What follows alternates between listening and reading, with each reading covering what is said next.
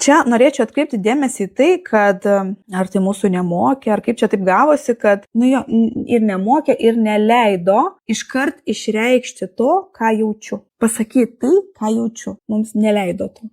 Ir žmogus tada išmoksta tai, ką jaučia, kaip ir nuslėpti ir nepasakyti tuo momentu, ką jis pajaučia, kad jis pasijaučia negerai. Bet jinai nesako jam apie tai, kad jaučiasi negerai. Ir jinai klausia, kaip man reikėtų elgtis. Nors iš tikrųjų atsakymas yra akivaizdus, tai yra pasakyti, kad man nepatinka tai, kad tu tai kalbi. Galima paklausti, kokiu tikslu tu tai kalbi, kokiu tikslu tu tai primeni, kodėl tu tai prisimeni, kam apie tai kalbėti, jeigu tai yra praeitas etapas.